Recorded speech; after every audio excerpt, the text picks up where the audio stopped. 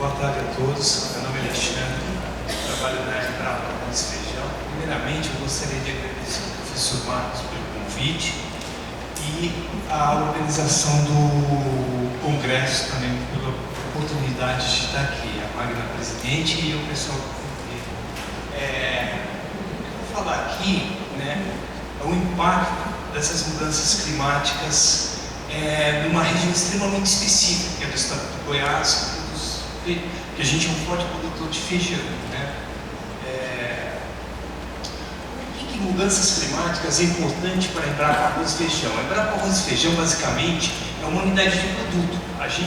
Nosso forte é o programa de melhoramento. Nós temos 3 principais programas de melhoramento funcionando lá: feijoeiro, arroz de terras altas e arroz inundado. Fora as derivações, que são linhas, por exemplo, de tolerância à deficiência hídrica. O que acontece hoje, por exemplo, quando você vai lançando, para a gente lançar um cultivar, quando faz feijão, arroz, nós demoramos no mínimo em torno de 10 anos, 10 a 12 anos para lançar o cultivar. Ou seja, o processo que está sendo iniciado esse ano de seleção, ele vai terminar somente em 2027.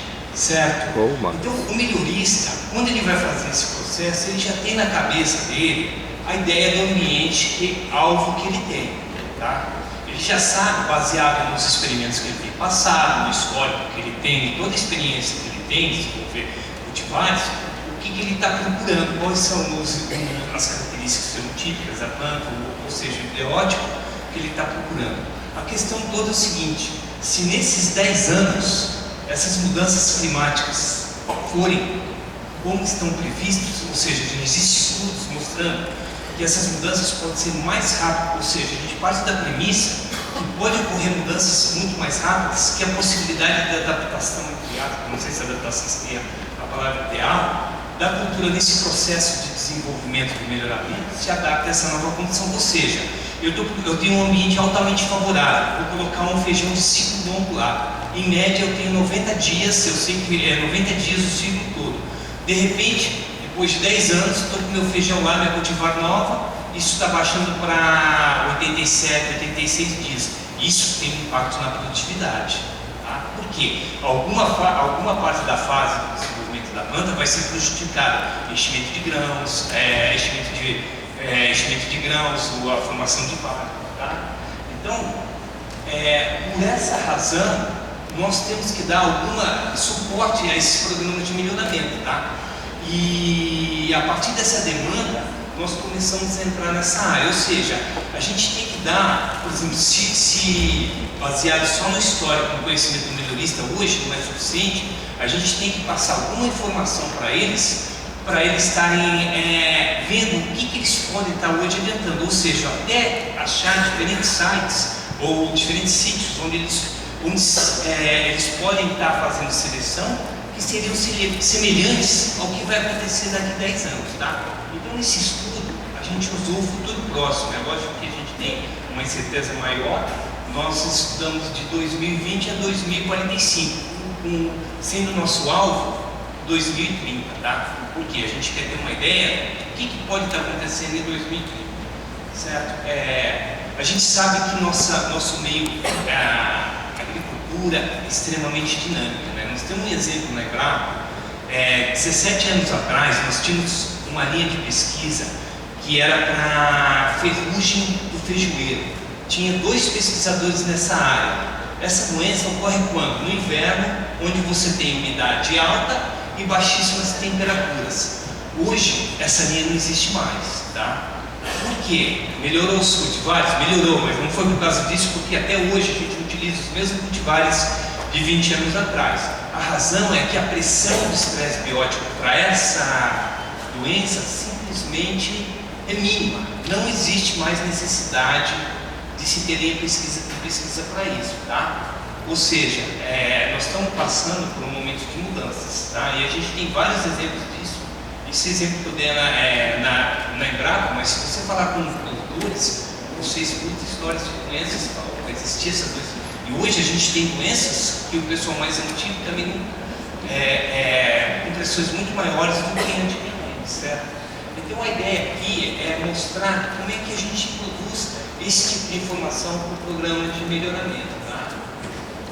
Basicamente, né, os programas de melhoramento eles necessitam identificar e caracterizar os estresses bióticos e abióticos e como os mesmos se modificam no espaço e no tempo. Tá? Então o que nós fizemos?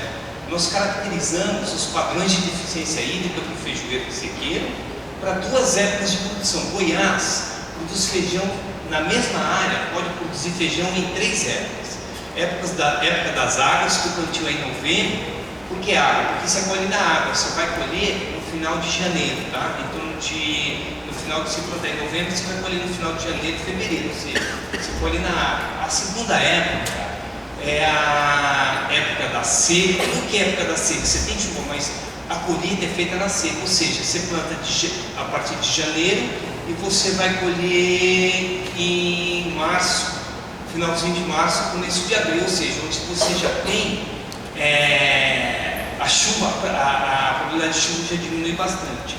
E a terceira época é a época do inverno, onde você planta no inverno, colhe no inverno e só com irrigação. As duas primeiras épocas são de sequeiro, tá? Por que nós se baseamos na época de sequeiro, nas duas épocas? Porque é onde tem maior número de produtores espalhados. A época do inverno ela é mais tecnificada, a produtividade chega em torno de R$4.000. Na de sequeiro das águas, a média é 2.500 e de seca em torno de 2.000 quilos por hectare, tá? Bem menor, tá?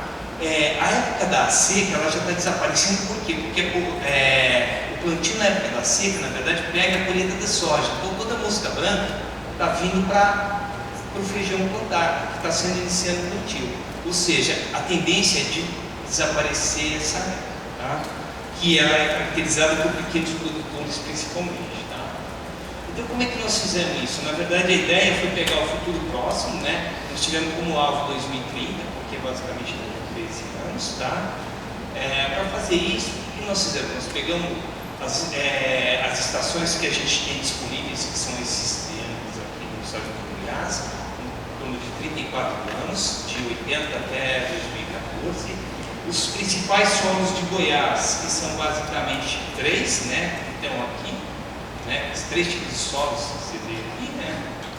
E não. A gente pegou essas informações aqui só mostrando, só um ênfase para mostrar que são ambientes diferentes, ou seja, águas está representada em vermelho e azul representa a época da seca, ou seja, época das águas e época da seca são ambientes diferentes, ou seja, teoricamente o programa de melhoramento teria que desenvolver um programa de melhoramento para a época das águas ou para a seca, porque eles são ambientes totalmente diferentes. Aqui estamos mostrando como é que eles se comportam em função da produtividade, tá? Isso baseado em dados históricos, né? Como é que fica a produtividade da época das águas e da seca, para dizer que eles são 2 ambientes totalmente diferentes, ou seja, um cultivar desenvolvido para a época das águas provavelmente não vai se dar muito bem na época das secas, e o contrário também é verdadeiro, tá? Então aqui é só para mostrar a diferença deles, tá? Aí, o nosso baseline, ou seja, nosso histórico, o que nós fizemos no nosso histórico? As estações climáticas aqui, as séries históricas que a gente tem, né, os dados que a gente precisa alimentar nosso modelo de crescimento, os 3 tipos de solo, que é o lactosolo, o provisório, que é a porcentagem na região, né? Na verdade, eles representam 88% da região agrícola, tá? Épocas de semeadura, época das águas, nós pegamos 7 datas de 1º de novembro a 31 de dezembro, e a época das secas, de 10 de janeiro a 28 de fevereiro, que é o máximo que se planta, que os agricultores utilizam, ou seja, 6 datas, tá? E 2 cultivares, um de ciclo médio, 90 dias, e um de ciclo curto, que são contrastantes no ciclo para a gente ver o que acontece. E utilizando esse modelo Crop para simular o rendimento, o desenvolvimento, crescimento e rendimento do cultivar do feijão, tá? Nesse caso aqui, nós usamos um conjunto de modelos de crescimento de cultura. Por quê? É interessante usar? É interessante usar. Por que nós usamos? Porque nossa área de atuação nossa área de atuação é muito pequena, no estado de Goiás, tá? Então, se eu poderia usar outro modelo, o problema todos é que eu conheço muito bem esse modelo, como ele funciona, tudo mais.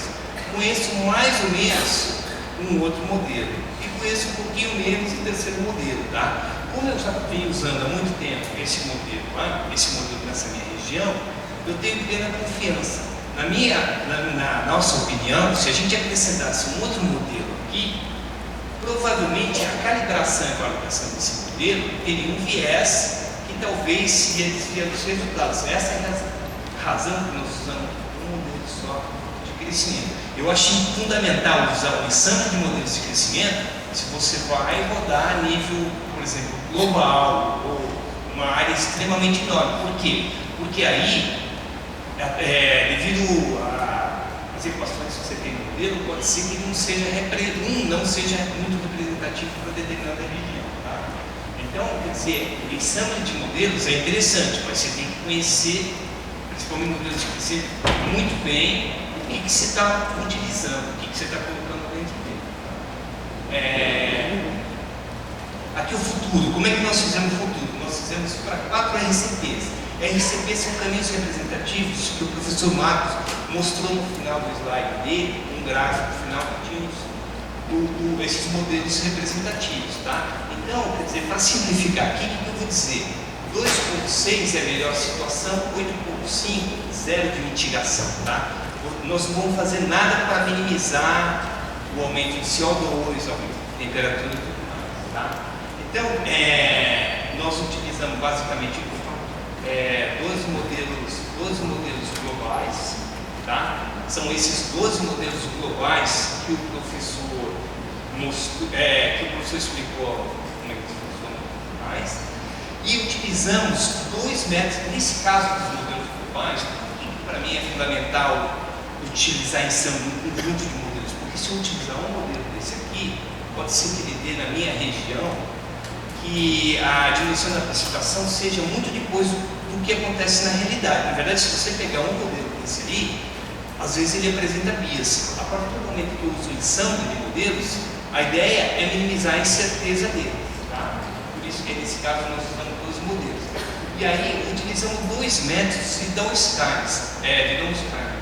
Delta e variância. Por que nós utilizamos 2 métodos de downscaling? Porque isso tem uma interação, esses métodos de downscaling, eles interagem com o resultado da produtividade da cultura, ou seja, eles interagem com o modelo de simulação. Tá? Então, e KE, essa é a época das águas ou a época da seca. Tá? Isso é uma coisa que eu vou mostrar aqui. Tá? Por que eu tenho que fazer? Na verdade, esse downscaling, o professor explicou, na verdade, os modelos globais são grids, e eu tenho que fazer esse downscaling, ou seja, baixar esses dados para a minha região. Tá? Então, para cada estação temática que eu mostrei lá, eu usei 2 métodos de correção de via. Ou seja, no final, em vez de ter 12 modelos, eu tenho 24 modelos. Tá? Ou seja, para cada dia, para o dia 1º de janeiro de 2020, eu vou ter 24 dados de chuva, 24 dados de áreas de chuva, 24 dados de temperatura máxima, mínima e etc. Tá? Esse aqui é o fluxograma de como é que a gente trabalha. Tá? Essa parte de cima é a nossa baseline. Tá? Então a gente tem um modelo calibrado de crescimento de cultura. Tá? A gente roda para o período histórico, que aqui nós usamos esse período aqui histórico. Tá? Depois a gente tem a relação, a gente tira desse modelo o balanço hídrico. Na verdade, a gente pega o balanço hídrico, tira desse modelo aqui. Na verdade, desculpa, a gente pega primeiro o rendimento hídrico, tá? Faz uma análise de cluster em cima desse rendimento. Para quê? Para ver grupos homogêneos, a gente chama de grupos de ambientes. Tá? Quantos ambientes eu tenho na minha região de produção? Tá? Como é que eu posso dividir minha região de produção? Nesse caso, isso veio de um trabalho anterior, nós chegamos à conclusão baseado em análises estatísticas e na informação dos melhoristas, que eles têm isso na cabeça, eles sabem quais são os ambientes mais favoráveis, menos favoráveis. nós chegamos a 2 grupos, tá? Então nós temos 2 grupos ambientais, tá? Depois que a gente tem os 2 grupos ambientais, para cada grupo ambientais, a gente pega essa relação, quais são, essa relação aqui, que na verdade é só o balanço hídrico, me dá a tendência da deficiência hídrica. Quais são os padrões de deficiência hídrica que eu tenho em cada grupo ambiental de produção, tá? Depois a gente faz o cluster disso aqui, na verdade o cluster dessa relação aqui me dá o padrão predominante de estresse que eu tenho em cada grupo, tá? E aí, no histórico, o que acontece? A única diferença entre o histórico, que a gente roda com os 4 RCPs e tudo mais, é que a gente fixou aqui em 2 grupos ambientais. Por que 2? Para ficar semelhante, para a gente poder comparar, porque hoje, baseado no histórico, tem duas regiões, 2 ambientes de feijão, um altamente favorável e um favorável, tá? No futuro, a gente fixou em 2, por quê? Porque a gente quer saber o que acontece com esses 2 de hoje, tá? Então, basicamente, esse é o nosso fluxograma, né? Depois a gente calcula as mudanças do estresse, né? E sai com as informações para o futuro nos programas de melhoramento, tá?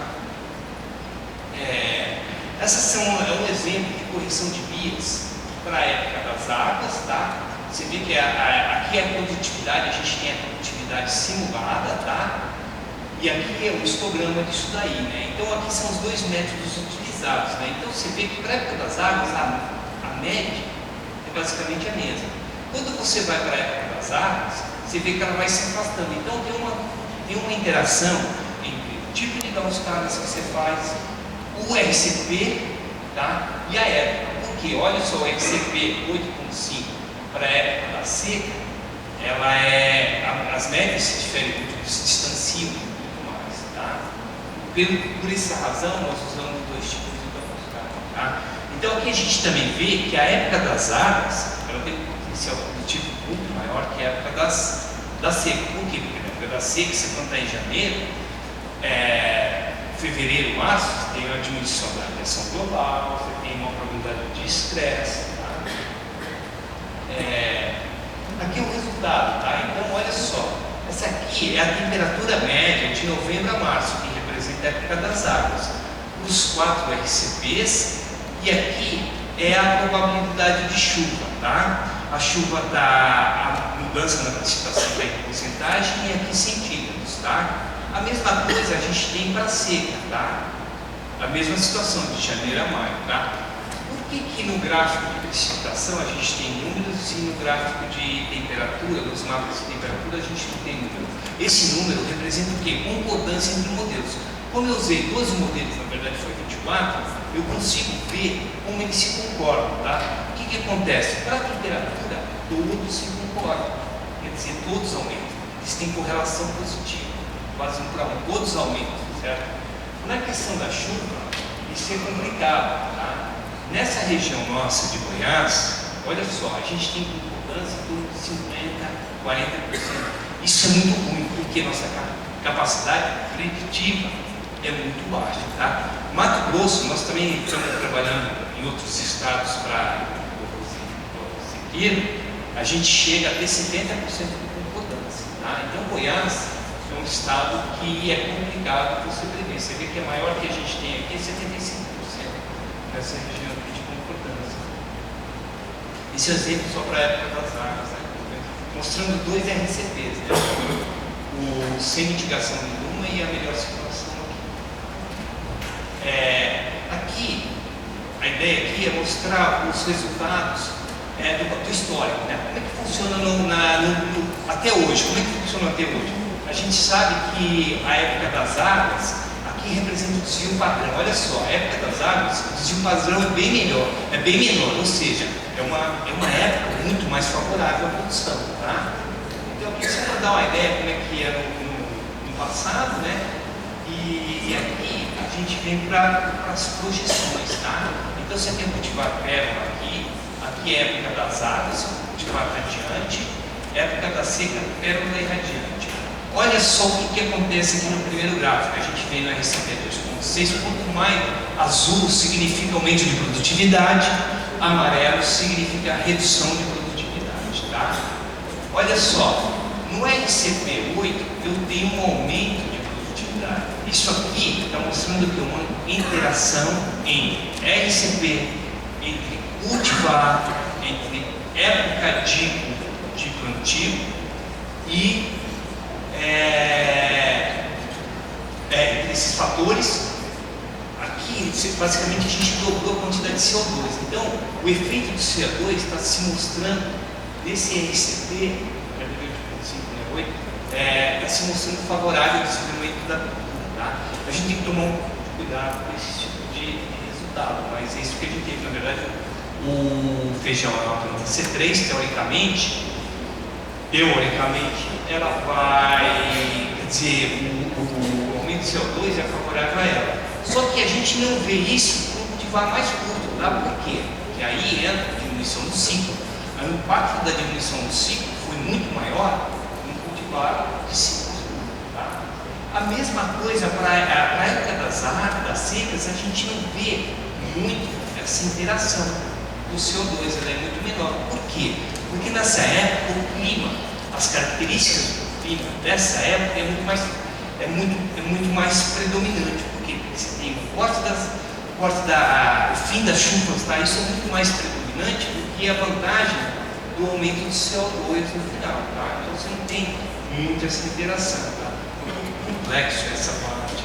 Tá? Agora, o mais interessante é o que acontece. Por exemplo, a gente tem baseline aqui nos ambientes. Por exemplo, o HFE é um ambiente altamente favorável.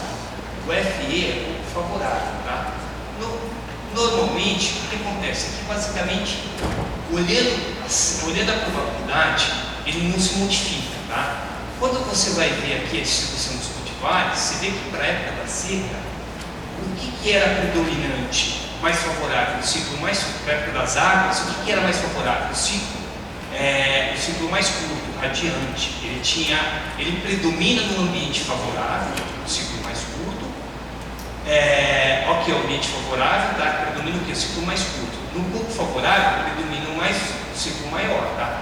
Quando você vai para os RCBs, você tem uma igualdade, quer dizer, começa a se igualar isso daí. Tá? Na época da seca, você já não vê isso. Tá? Mas onde a gente vai ver o maior problema é que quando a gente coloca aqui embaixo datas de semeadura. Tá? Então eu tenho aqui, ó, baseline, esse é meu estado histórico, cultivar pérola, que é ciclo mais longo, cultivar BR radiante mais curto, época das águas e da seca. Olha o que acontece hoje, o que acontece? O agricultor vai plantar feijão, ele tem que plantar em novembro. Tá? Se ele plantar nos primeiros 10 dias de novembro, a probabilidade dele pegar, ele tem 75% de chance, se ele plantar no início de novembro, de pegar um ambiente altamente favorável. Ele já sabe disso. No sul de Goiás, já na região de Jataí, ele já faz esse plantio, ele já planta. Produtores grandes falam área de existência, estou falando de áreas de 200, 300 hectares, né, de feijão, são áreas consideradas de existência devido ao custo por hectare da produção do feijão, tá? Então ele já faz isso, e aí ele vai plantar depois o algodão, ele vai plantar depois com milho ou soja precoce, tá? Então o que acontece no histórico hoje, nos dados reais, o que acontece hoje? Se ele vai atrasando o plantio dele, a probabilidade de ele pegar um ambiente favorável, ou seja, não ter deficiência hídrica, vai diminuindo. Quando a gente muda para as mudanças climáticas dos RCPs, a gente vê uma espécie de homogeneização, ou seja, as mudanças climáticas vão ter impacto no manejo. Tá? Ou seja, o produtor ele sabe historicamente que ele tem que plantar mais cedo. Provavelmente em 2030 o plantio cedo não vai trazer benefício, ou seja, a probabilidade dele ter um estresse, vai ser 50%. Tá? Então, essa é uma situação extremamente complexa, por quê? Porque você está afetando a forma como o produtor ele se comporta, ele já sabe, ele vem historicamente se comportando. Tá? Quer dizer, Isso, para a gente, é extremamente preocupante. No caso da época da seca, você vê que o padrão mais ou menos se mantém. Por quê? Como disse, a predominância do clima ali é extremamente forte, a característica climática é extremamente forte nessa época da seca. Tá? Aqui eu estou mostrando o impacto no ciclo. Ó. Você tem esse 1 aqui, 2 significa o padrão de estresse. Depois eu vou mostrar eles aqui. 1 basicamente é estresse pequeno, 2 é estresse maior. Tá?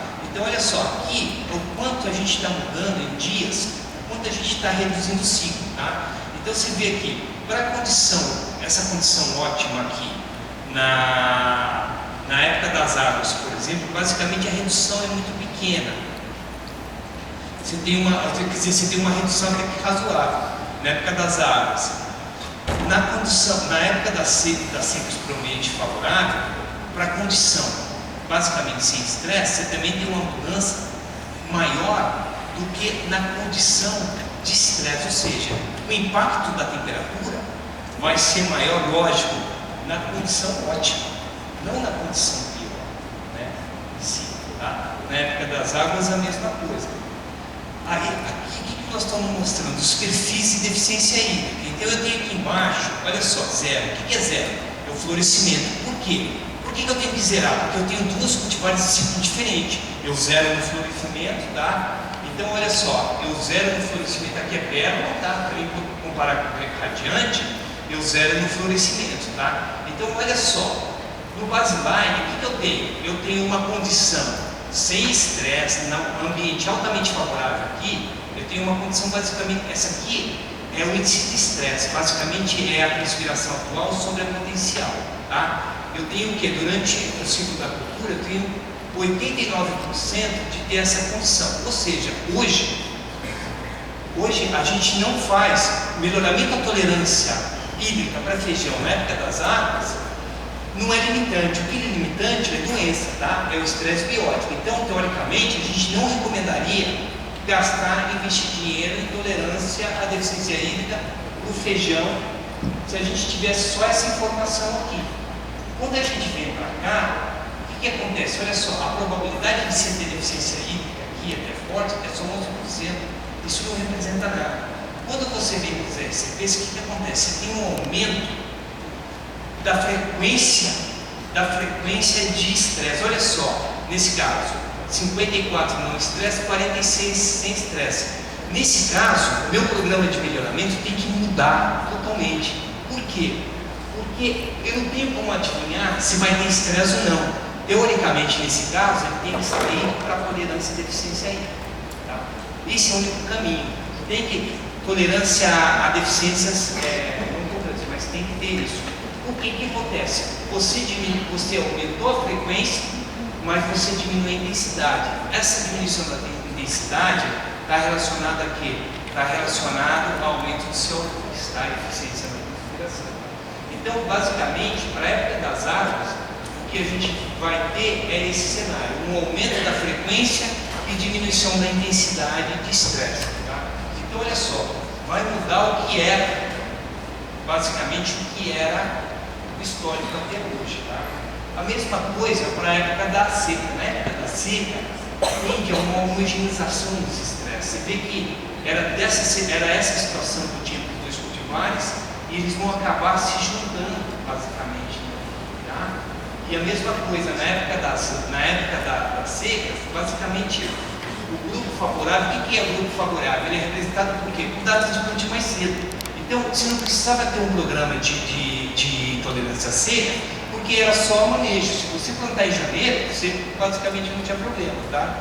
No futuro, isso vai ser diferente. Tá? Você vai começar, mesmo plantando em janeiro, vai começar a ter problema. E aqui só mostrando, por exemplo, o impacto na precipitação. Hoje, como é que funciona? Na época, no cultivar mais longo, por exemplo, a gente tem isso daqui, é a precipitação a cada 5 dias, tá? Acumulada a cada 5 dias. O ideal para a gente é isso aqui, ó, esse azul, tá? No futuro, como é que ele vai mudar? Um pouquinho aqui, tá? Na época das secas, também é isso aqui. No futuro, basicamente, você não vai ter dois tipos de estresse. Basicamente, a precipitação vai ser uma só. Vai ter essa tendência aqui, tá? A mesma coisa, né, para a temperatura, a gente viu aqui o que vai acontecer, o que vai acontecer durante o desenvolvimento da nossa cultura aqui, tá? Como é que vai aumentar essa temperatura? Isso é interessante porque dá para a gente começar a trabalhar também em probabilidade de ocorrência de doenças. Que doenças que vão ser mais favoráveis ou menos favoráveis, tá? Aqui a radiação global, né, mostrando, né, como é que vai mudar, né, como é que vai, por exemplo, hoje, no ambiente mais favorável, quer dizer, predomina essa aqui, né? Essa aqui, a probabilidade é bem baixa, então 10% aqui. O que vai acontecer aqui? Olha como ela vai mudar a nossa distribuição de radiação global durante o desenvolvimento do ciclo da cultura. Tá? Então, quais são as considerações que a gente fica por isso? O que a gente passou para o programa de melhoramento? A ocorrência de deficiência hídrica na região será mais frequente, tá? A época das secas aumentará em torno de 29%, de 29% para 70%, e a época das águas de 16% para 43%, só que a intensidade também diminui. O programa de melhoramento deve focar no desenvolvimento de cultivares adaptados à deficiência hídrica. Mudanças climáticas irão afetar o manejo da cultura. As vantagens do plantio mais cedo, né, início de novembro, irão reduzir principalmente para a época das águas, tá? Impactando no duplo cultivo, o que a Gabriela também vai mostrar agora com mais detalhes, certo? Gostaria de agradecer e passar a palavra.